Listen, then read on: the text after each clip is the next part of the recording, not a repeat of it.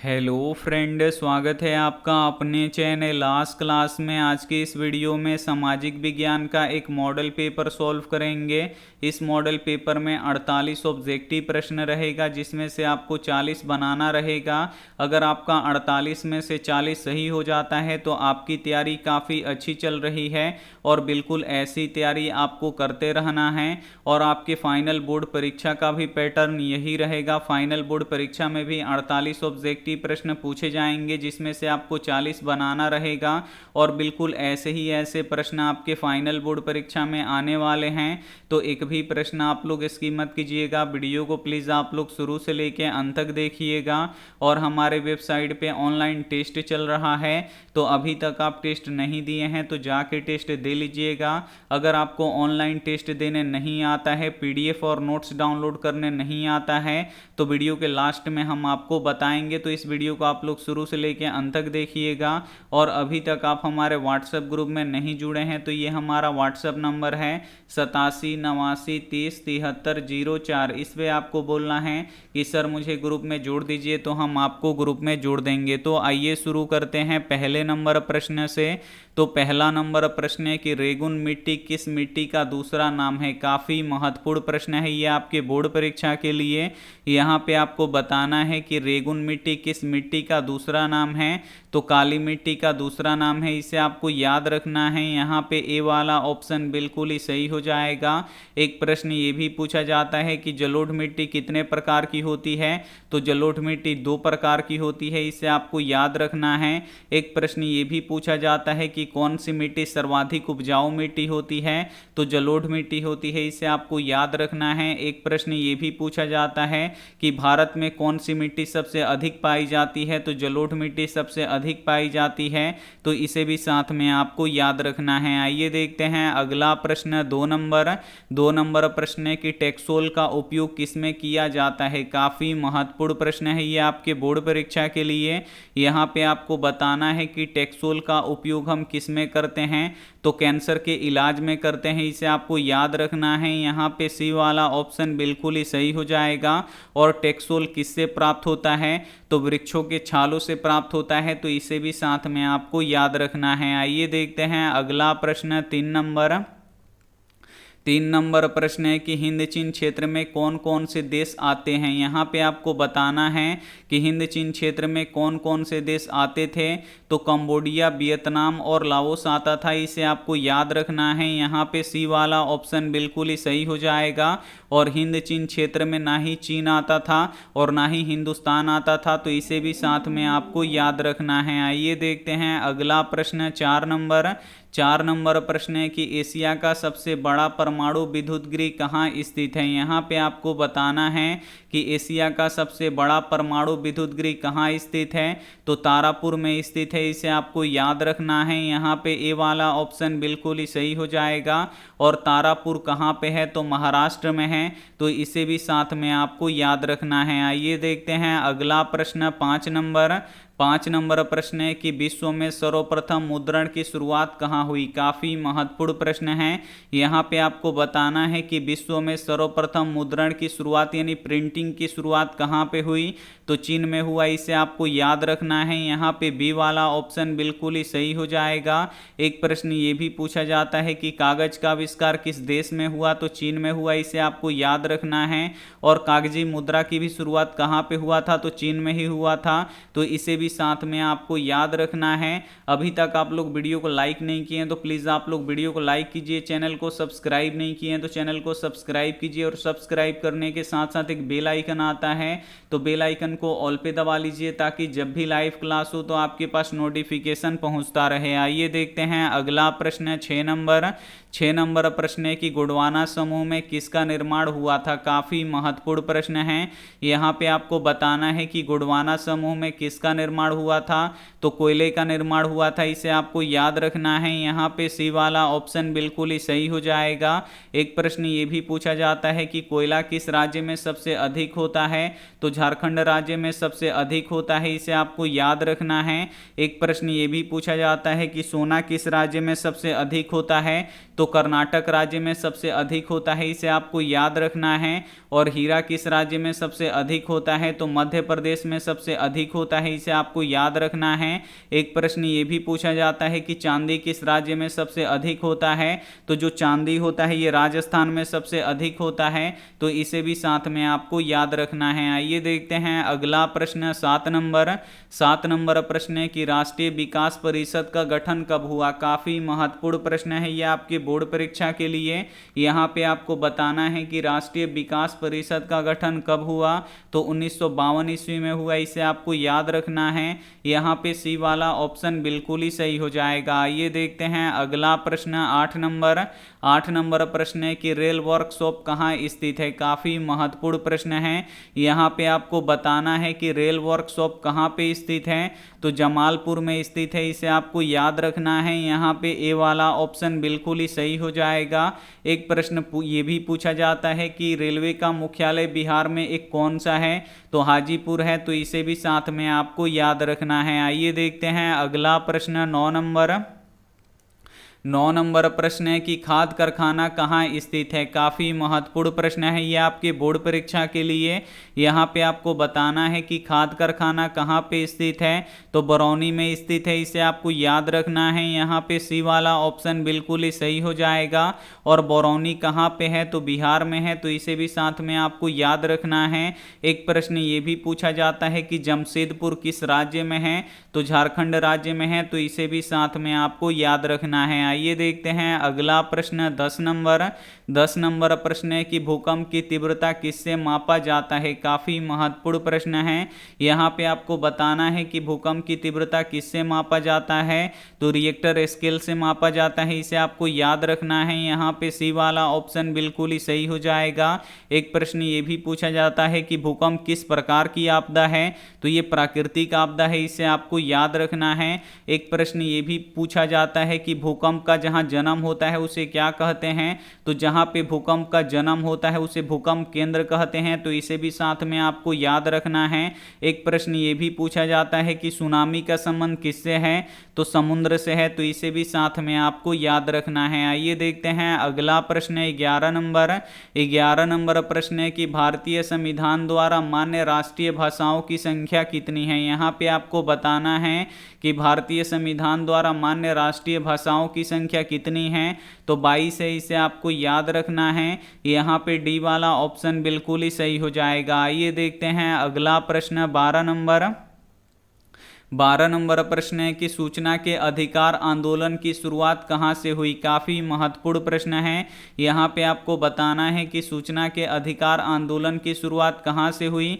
तो राजस्थान से हुआ, इसे आपको याद रखना है। यहाँ पे ए वाला ऑप्शन बिल्कुल ही सही हो जाएगा। एक प्रश्न ये भी पूछा जाता है कि सूचना के अधिकार अधिनियम कानून कब लागू हुआ? तो 2005 में लागू हुआ, तो इसे भी साथ में आपको याद रखना है। आइए देखते हैं अगला प्रश्न 13 नंबर प्रश्न है कि ताड़ी विरोधी आंदोलन किस राज्य से शुरू किया गया? यहाँ पे आपको बताना है कि ताड़ी विरोधी आंदोलन किस राज्य से शुरू किया गया? तो आंध्र प्रदेश से शुरू किया गया, इसे आपको याद रखना है। यहाँ पे सी वाला ऑप्शन बिल्कुल ही सही हो जाएगा। आइए देखते हैं अगला प्रश्न 14 नंबर प्रश्न है कि भारत में दल बदल कानून किस वर्ष लागू किया गया? काफ़ी महत्वपूर्ण प्रश्न है। यहाँ पे आपको बताना है कि भारत में दल बदल कानून किस वर्ष लागू किया गया? तो 1985 में लागू किया गया। यहाँ पे सी वाला ऑप्शन बिल्कुल ही सही हो जाएगा। एक प्रश्न ये भी पूछा जाता है कि दल बदल कानून किस पर लागू होता है? तो सांसदों और विधायकों पर लागू होता है, तो इसे भी साथ में आपको याद रखना है। आइए देखते हैं अगला प्रश्न 15 नंबर प्रश्न है कि बिहार के किस जिले की प्रति व्यक्ति आय कम है? यहाँ पे आपको बताना है कि बिहार के किस जिले की प्रति व्यक्ति आय कम है? तो शिवहर जिला का प्रति व्यक्ति आय सबसे कम है, इसे आपको याद रखना है। यहाँ पे डी वाला ऑप्शन बिल्कुल ही सही हो जाएगा। एक प्रश्न ये भी पूछा जाता है कि बिहार के किस जिले की प्रति व्यक्ति आय सबसे अधिक है?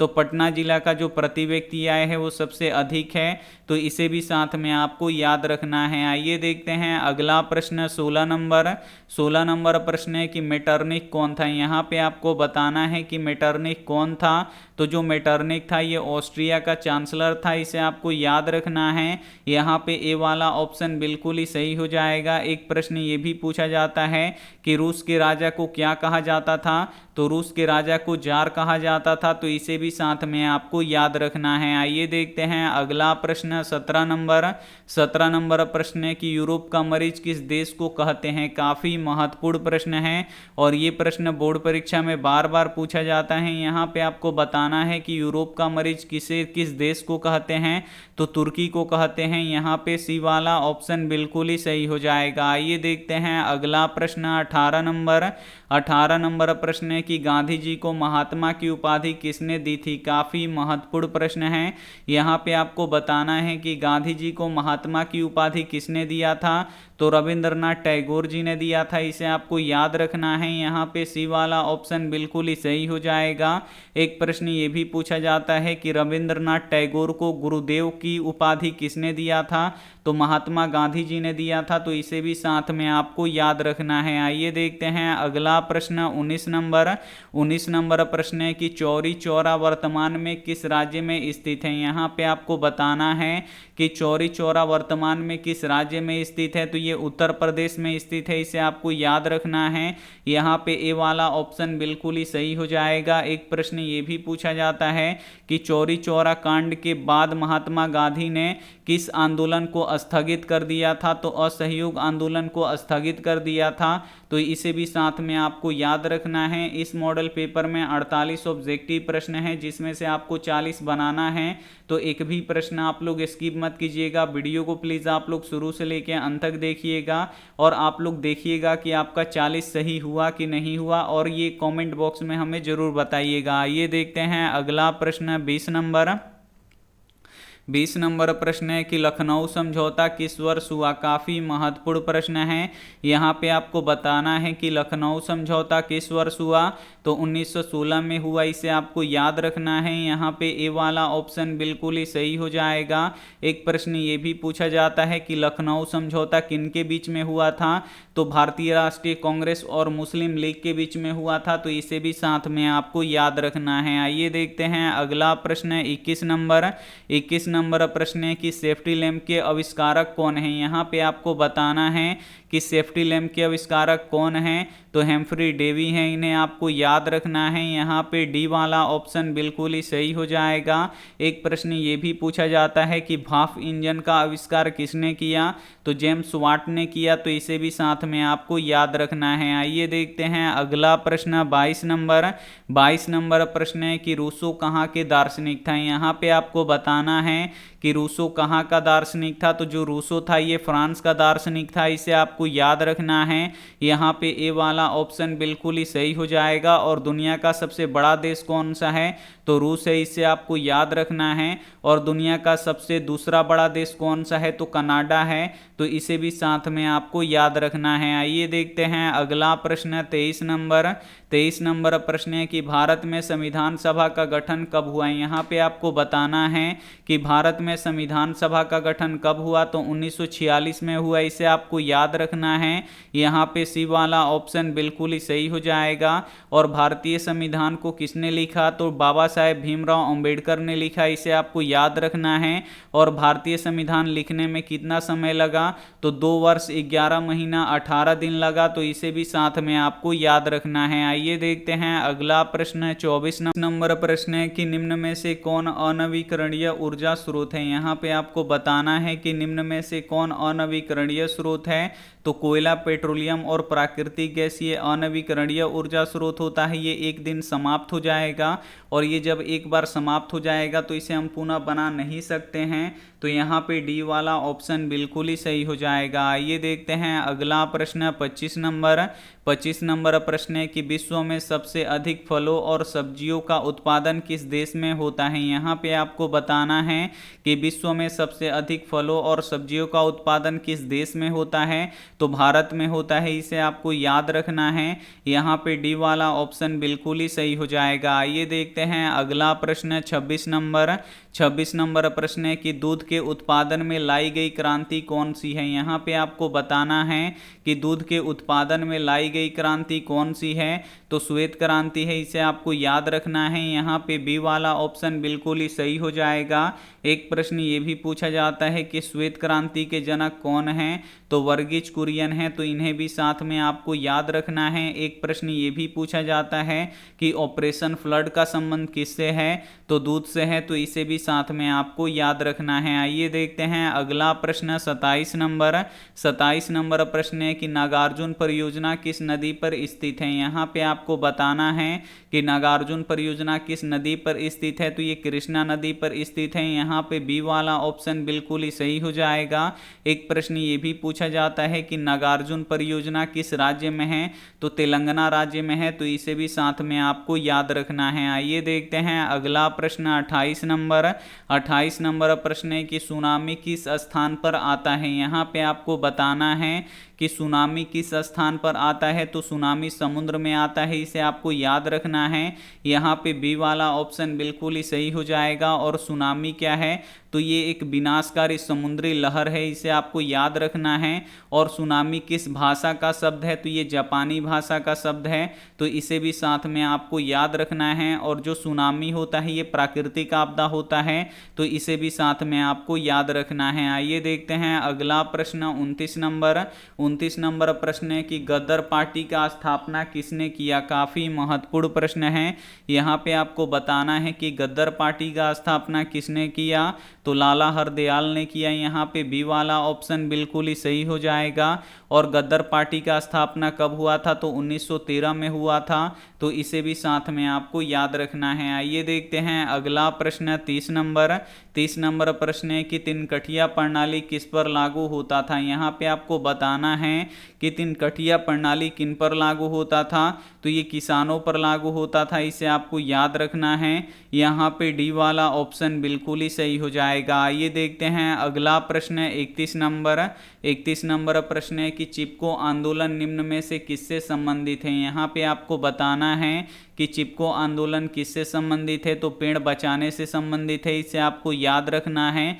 यहाँ पे ए वाला ऑप्शन बिल्कुल ही सही हो जाएगा। एक प्रश्न ये भी पूछा जाता है कि चिपको आंदोलन के अग्रणी नेता कौन थे, तो सुंदरलाल बहुगुणा थे, इसे आपको याद रखना है। और चिपको आंदोलन का शुरुआत कहाँ से हुआ था, तो उत्तराखंड के गढ़वाल जिले से हुआ था, तो इसे भी साथ में आपको याद रखना है। आइए देखते हैं अगला प्रश्न 32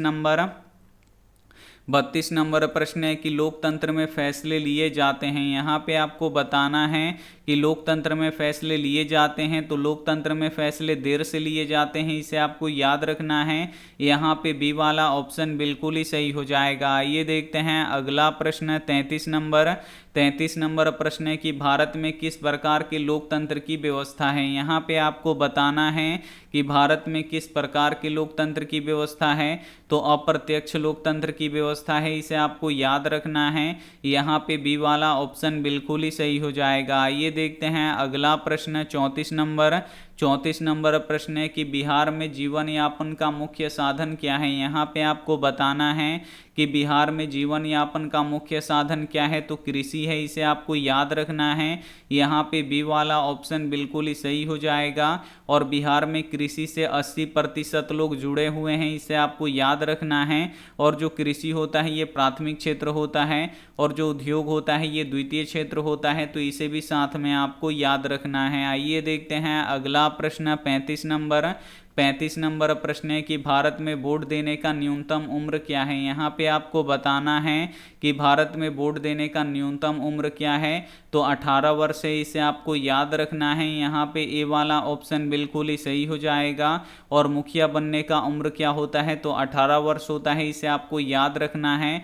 और सांसद बनने का उम्र क्या होता है, तो 25 वर्ष होता है, तो इसे भी साथ में आपको याद रखना है। आइए देखते हैं अगला प्रश्न 36 36 नंबर प्रश्न है कि मरुस्थलीय मृदा का विस्तार भारत के किस राज्य में है। यहाँ पे आपको बताना है कि मरुस्थलीय मृदा का विस्तार भारत के किस राज्य में है, तो राजस्थान में है, इसे आपको याद रखना है। यहाँ पे सी वाला ऑप्शन बिल्कुल ही सही हो जाएगा। और जो राजस्थान है ये भारत का सबसे बड़ा राज्य है, तो इसे भी साथ में आपको याद रखना है। आइए देखते हैं अगला प्रश्न 37 नंबर प्रश्न है कि कौन भारत का सबसे बड़ा लौह उत्पादक राज्य है। इसमें से आपको बताना है कि कौन भारत का सबसे बड़ा लौह उत्पादक राज्य है, तो कर्नाटक है, इसे आपको याद रखना है। यहाँ पे ए वाला ऑप्शन बिल्कुल ही सही हो जाएगा। एक प्रश्न ये भी पूछा जाता है कि लोहा का अयस्क क्या होता है, तो मैग्नेटाइट एवं हेमेटाइट होता है, तो इसे भी साथ में आपको याद रखना है। आइए देखते हैं अगला प्रश्न 38 नंबर प्रश्न है कि सीमेंट उद्योग का सबसे प्रमुख कच्चा माल क्या है। यहाँ पे आपको बताना है कि सीमेंट उद्योग का सबसे प्रमुख कच्चा माल क्या है, तो चूना पत्थर है, इसे आपको याद रखना है। यहाँ पे ए वाला ऑप्शन बिल्कुल ही सही हो जाएगा। एक प्रश्न ये भी पूछा जाता है कि चूना पत्थर किस राज्य में सबसे अधिक होता है, तो राजस्थान में सबसे अधिक होता है, तो इसे भी साथ में आपको याद रखना है। आइए देखते हैं अगला प्रश्न 39 नंबर प्रश्न है कि मनुष्य के आर्थिक जीवन में सबसे महत्वपूर्ण है। यहाँ पे आपको बताना है कि मनुष्य के आर्थिक जीवन में सबसे महत्वपूर्ण क्या है, तो मनुष्य के आर्थिक जीवन में सबसे महत्वपूर्ण मुद्रा है, इसे आपको याद रखना है। यहाँ पे ए वाला ऑप्शन बिल्कुल ही सही हो जाएगा। और जो मुद्रा होता है ये एक अच्छा सेवक होता है, तो इसे भी साथ में आपको याद रखना है। आइए देखते हैं अगला प्रश्न 40 नंबर प्रश्न है कि गुटेनबर्ग का जन्म किस देश में हुआ था। यहाँ पे आपको बताना है कि गुटेनबर्ग का जन्म किस देश में हुआ था, तो जर्मनी में हुआ था, इसे आपको याद रखना है। यहाँ पे बी वाला ऑप्शन बिल्कुल ही सही हो जाएगा। एक प्रश्न ये भी पूछा जाता है कि आधुनिक प्रिंटिंग का आविष्कार किसने किया था, यानी आधुनिक छापखाना का आविष्कार किसने किया था, तो गुटेनबर्ग ने किया था, इसे आपको याद रखना है। और एक प्रश्न ये भी पूछा जाता है कि गुटेनबर्ग ने सबसे पहले किस पुस्तक की छपाई की, तो बाइबिल की छपाई की, तो इसे भी साथ में आपको याद रखना है। आइए देखते हैं अगला प्रश्न 41 नंबर प्रश्न है कि हिंद चीन में बसने वाले फ्रांसीसी को क्या कहा जाता था। यहाँ पे आपको बताना है कि हिंद चीन में बसने वाले फ्रांसीसी को क्या कहा जाता था, तो क्लोन कहा जाता था, इसे आपको याद रखना है। यहाँ पे सी वाला ऑप्शन बिल्कुल ही सही हो जाएगा। आइए देखते हैं अगला प्रश्न 42 नंबर प्रश्न है कि इंग्लैंड में औद्योगिक क्रांति किस उद्योग से शुरू हुआ। यहाँ पे आपको बताना है कि इंग्लैंड में औद्योगिक क्रांति किस उद्योग से शुरू हुआ, तो वस्त्र उद्योग से शुरू हुआ, इसे आपको याद रखना है। यहाँ पे सी वाला ऑप्शन बिल्कुल ही सही हो जाएगा। आइए देखते हैं अगला प्रश्न 43 नंबर प्रश्न है कि अंकोर वाट के मंदिर का निर्माण किसने करवाया था। काफ़ी महत्वपूर्ण प्रश्न है। यहाँ पे आपको बताना है कि अंकोर वाट के मंदिर का निर्माण किसने करवाया था, तो सूर्यवर्मन द्वितीय ने करवाया था, इसे आपको याद रखना है। यहाँ पे सी वाला ऑप्शन बिल्कुल ही सही हो जाएगा। एक प्रश्न ये भी पूछा जाता है कि अंकोर वाट का मंदिर कहाँ पे स्थित है, तो कंबोडिया में स्थित है, इसे आपको याद रखना है। और अंकोर वाट का मंदिर किस हिंदू देवता को समर्पित है, तो भगवान विष्णु को समर्पित है, तो इसे भी साथ में आपको याद रखना है। आइए देखते हैं अगला प्रश्न 44 नंबर प्रश्न है कि दास कैपिटल कब प्रकाशित हुआ। काफ़ी महत्वपूर्ण प्रश्न है। यहाँ पे आपको बताना है कि दास कैपिटल कब प्रकाशित हुआ, तो 1867 में प्रकाशित हुआ। यहाँ पे डी वाला ऑप्शन बिल्कुल ही सही हो जाएगा। एक प्रश्न ये भी पूछा जाता है कि दास कैपिटल पुस्तक किसने लिखा है, तो कार्ल मार्क्स ने लिखा है, तो इसे भी साथ में आपको याद रखना है। आइए देखते हैं अगला प्रश्न 45 नंबर प्रश्न है कि चेका क्या है। यहाँ पे आपको बताना है कि चेका क्या है, तो जो चेका है ये एक पुलिस दस्ता है, इसे आपको याद रखना है। यहाँ पे डी वाला ऑप्शन बिल्कुल ही सही हो जाएगा। आइए देखते हैं अगला प्रश्न 46 नंबर प्रश्न है कि साम्यवादी शासन का पहला प्रयोग कहाँ हुआ था। यहाँ पे आपको बताना है कि साम्यवादी शासन का पहला प्रयोग कहाँ पे हुआ था, तो रूस में हुआ था, इसे आपको याद रखना है। यहाँ पे ए वाला ऑप्शन बिल्कुल ही सही हो जाएगा। एक प्रश्न ये भी पूछा जाता है कि उगते सूरज के देश किस देश को कहा जाता है, तो जापान को कहा जाता है, तो इसे भी साथ में आपको याद रखना है। आइए देखते हैं अगला प्रश्न 47 47 नंबर प्रश्न है कि बिहार में पंचायती राज्य व्यवस्था का कार्यकाल कितना होता है। यहाँ पे आपको बताना है कि बिहार में पंचायती राज्य व्यवस्था का कार्यकाल कितने वर्षों का होता है, तो 5 वर्षों का होता है। इसे आपको याद रखना है। यहाँ पे बी वाला ऑप्शन बिल्कुल ही सही हो जाएगा। और पंचायती राज्य कितने स्तरीय होता है, तो 3 स्तरीय होता है, तो इसे भी साथ में आपको याद रखना है। आइए देखते हैं अंतिम प्रश्न 48 नंबर प्रश्न है कि बिहार में संपूर्ण क्रांति का नेतृत्व किसने किया। यहाँ पे आपको बताना है कि बिहार में संपूर्ण क्रांति का नेतृत्व किसने किया, तो जयप्रकाश नारायण जी ने किया। इसे आपको याद रखना है। यहाँ पे डी वाला ऑप्शन बिल्कुल ही सही हो जाएगा। एक प्रश्न ये भी पूछा जाता है कि बिहार में जो पटना जिला में जो यहाँ पे अंतर्राष्ट्रीय हवाई अड्डा है उसका नाम क्या है, तो जयप्रकाश अंतर्राष्ट्रीय हवाई अड्डा है, तो इसे भी साथ में आपको याद रखना है। इस मॉडल पेपर के आप लोग 48 ऑब्जेक्टिव प्रश्न सॉल्व कर चुके हैं। तो आप लोग अब हमें कमेंट करके बताइए कि आपका 40 प्रश्न सही हुआ कि नहीं हुआ। अगर सही नहीं हुआ है तो और आपको मन लगा के अभी पढ़ाई करना है। अगर आपका सही हो जाता है 40 प्रश्न तो आपको ऐसी तैयारी करने की ज़रूरत है। और वीडियो को अभी तक आप लाइक नहीं किए तो वीडियो को लाइक कीजिए, अपने दोस्तों के पास इस वीडियो को ज़रूर शेयर कीजिए। और चैनल को अभी तक आप सब्सक्राइब नहीं किए तो चैनल को सब्सक्राइब करके साथ में बेल आइकन को ऑल पे दबा लीजिए, ताकि जब भी लाइव क्लास हो तो आपके पास नोटिफिकेशन पहुंचता रहे। अब हम यहां पे बताएंगे आपको कि आप लोग ऑनलाइन टेस्ट कैसे दे सकते हैं। तो सभी के फ़ोन में होता है क्रोम और गूगल, तो दोनों में से किसी एक को आपको ओपन कर लेना है। और जैसे ही ओपन होगा तो यहाँ पे देखिए एक सर्च बॉक्स दिखेगा और इस सर्च बॉक्स में लिखना है आपको आस्क क्लास। तो हम यहाँ पे लिख देते हैं ASK और फिर CLASS। हम यहाँ पे आस्क क्लास लिख के सर्च कर देंगे तो यहाँ पे देखिए लिखा हुआ आ जाएगा आस्क क्लास। तो बस इसी पे आपको क्लिक करना है। और जैसे ही आप लोग क्लिक कीजिएगा आप हमारे ऑफिशियल वेबसाइट पे आ जाइएगा। यहाँ से आप लोग टेस्ट लगा सकते हैं, यहाँ से PDF डाउनलोड कर सकते हैं। तो अगर आपको टेस्ट देना है तो इस टेस्ट वाले बटन पे आपको क्लिक करना है। तो यहाँ पे देखिए बहुत सारा टेस्ट ओपन हो चुका है, तो इसमें से कौन सा टेस्ट देना है, तो जो सबसे ऊपर वाला है वही टेस्ट आपको देना है। तो यहाँ पे हम क्लिक कर देंगे ऊपर वाले टेस्ट पे, तो हमारा टेस्ट यहाँ पे ओपन हो जाएगा। अब यहाँ पे देखिए टेस्ट ओपन हो चुका है। तो अगर इस टेस्ट को देना है तो आपको स्टार्ट वाले बटन पे क्लिक करना है और यहाँ पे नाम पूछ रहा है तो यहाँ पे आप लोग अपना नाम लिख दीजिएगा, उसके बाद नेक्स्ट पे क्लिक कर दीजिएगा। अब यहाँ पे देखिए टेस्ट ओपन हो चुका है जिसमें 30 ऑब्जेक्टिव प्रश्न हैं और प्रत्येक प्रश्न का 4 ऑप्शन है जिसमें से एक सही है। सही वाले ऑप्शन पे टिक कीजिएगा तो ग्रीन हो जाएगा, अगर आप लोग गलत वाले ऑप्शन पे टिक कीजिएगा तो रेड हो जाएगा। तो यहाँ पे पहला देखिए, निम्न में से कौन ऑक्सीकरण की क्रिया नहीं है। इसमें से आपको बताना है कि कौन ऑक्सीकरण की क्रिया नहीं है, तो अवक्षेपण नहीं है, तो ये सही है। तो यहाँ पे ये ग्रीन हो जाएगा। अब अगला क्वेश्चन लाना है तो आपको नेक्स्ट पे क्लिक करना है। तो यहाँ पे देखिए अगला क्वेश्चन आ गया। अब यहाँ पे देखिए दूसरा नंबर क्वेश्चन है कि रासायनिक अभिक्रिया के दौरान किसी पदार्थ में ऑक्सीजन का ह्रास क्या कहलाता है, यानी ऑक्सीजन निकलता है उसे क्या कहते हैं, तो अपचयन कहते हैं। लेकिन हम उपचयन पे टिक करेंगे तो देखिए गलत हो गया और जो सही आंसर है वो आपको बताएगा। तो ऐसे ही आप लोग टेस्ट दे लीजिएगा और लास्ट में अपना रिजल्ट देख लीजिएगा। अगर आपको PDF डाउनलोड करना है तो डाउनलोड PDF पे आपको क्लिक करना है और यहाँ पे फ्री में आप लोग बहुत सारा PDF अपलोड किए हैं और आप लोग फ्री में डाउनलोड भी कर सकते हैं। और डेली PDF हम 8 बजे अपलोड करते हैं, तो आप लोग एक एक PDF डेली रात में यहाँ पे 8 बजे ज़रूर यहाँ से डाउनलोड कर लीजिएगा, ताकि आपकी तैयारी काफ़ी अच्छी हो पाए। और आपको अगर क्वेश्चन बैंक पढ़ना है तो यहाँ पे सभी विषयों का क्वेश्चन बैंक है, यहाँ से क्वेश्चन बैंक पढ़ सकते हैं। चैप्टर वाइज सब्जेक्टिव और ऑब्जेक्टिव पढ़ना है तो यहाँ से आप लोग चैप्टर वाइज ऑब्जेक्टिव और सब्जेक्टिव भी पढ़ सकते हैं। तो उम्मीद करते हैं ये क्लास आपको काफ़ी अच्छा लगा होगा। Thank you for watching. मिलते हैं अगली वीडियो में, तब तक अपना ध्यान रखिए, मन लगा के पढ़ाई कीजिए। Take care and bye.